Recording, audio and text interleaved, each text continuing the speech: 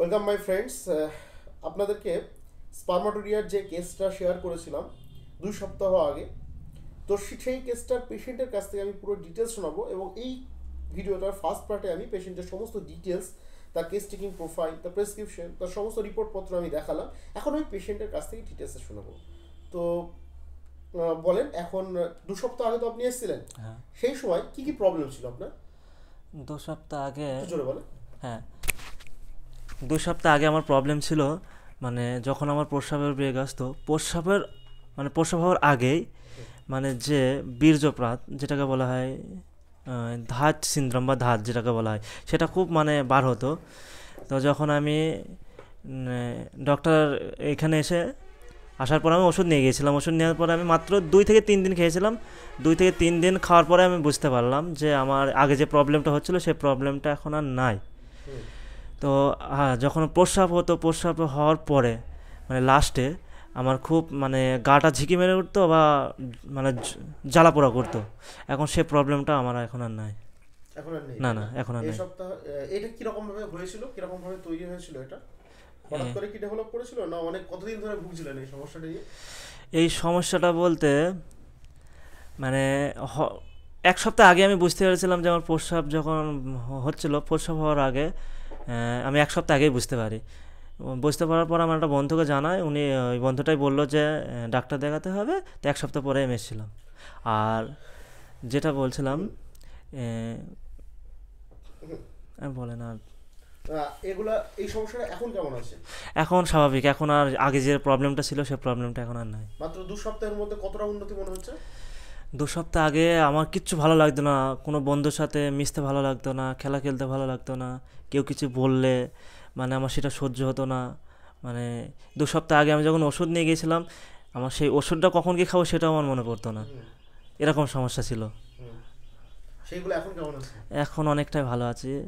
আর তো এইটা ছাড়া আর কি কি সমস্যা ছিল 2 সপ্তাহ আগে? আর 2 সপ্তাহ আগে সমস্যা ছিল বলতে হালকা একটু জ্বর ছিল, হুম। সে জ্বরটাও নাই। আর আমার ঠান্ডা ছিল ছোটোবেলা থেকে, হুম। সে ঠান্ডাটাও এখন আর নাই। মানে আগে প্রত্যেকটা দিন ঠান্ডা লাগতো আর প্রত্যেকটা দিন নাক দিয়ে পানি পড়তো বা জল পড়তো। এখন সে প্রবলেমটাও এখন আর ঠান্ডার নাই। সমস্যাটা ছিল, ঠান্ডাটা এখন আর নাই, না, তাই না? এখন আর নাই। সেটা প্রত্যেক দিন হতো। আর এখন কোনো সমস্যা নেই। হয়তো 8 থেকে বা 10 দিনে এরকম পরপর একটু হলে সমস্যা হয়, তাছাড়া আর কোনো সমস্যা নেই। ঠান্ডার সমস্যাটাও নেই। না, ঠান্ডা তো এই এই প্রবলেমটা কেন হয়েছিল, কিভাবে ডেভেলপ করেছিল? এই প্রবলেমটা বলতে অতীতে কি কি কি সমস্যা, কোনো ব্যাড হ্যাবিট, কোনো খারাপ অভ্যাসে জড়িয়ে পড়েছিল? হ্যাঁ, সেগুলো আমি একটু বলো, সাধারণ মানুষের উদ্দেশ্যে একটু বলেন।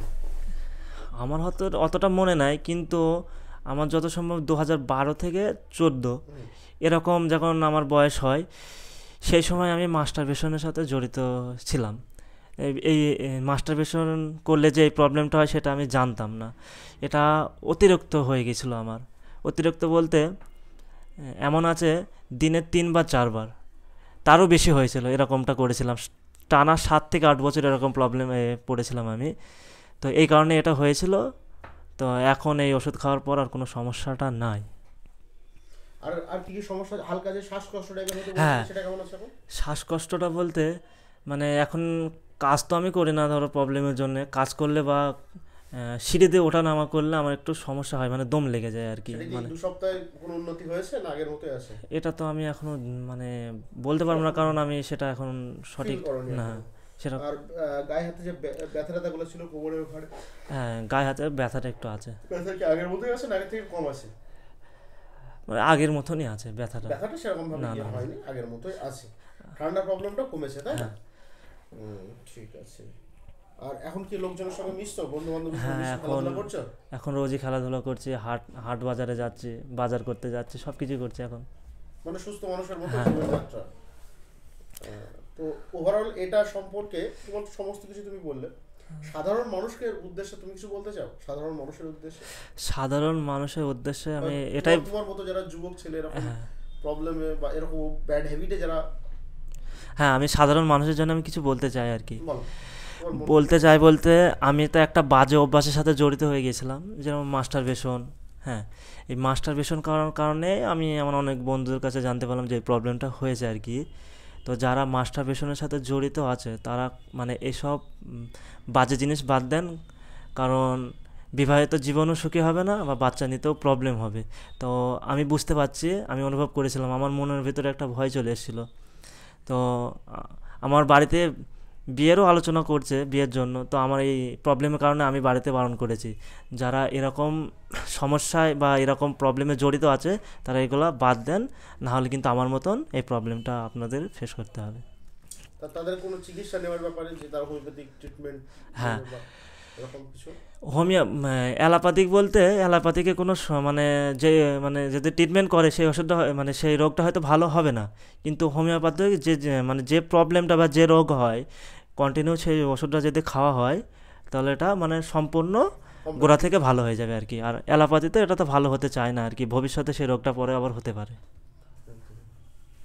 তো থ্যাংক ইউ সাধারণ মানুষকে খুব সুন্দরভাবে রিপ্রেজেন্ট করার জন্য এবং আপনারা যে প্রবলেমটা শেয়ার করলেন তার জন্য আপনাকে অসংখ্য ধন্যবাদ। Thank you.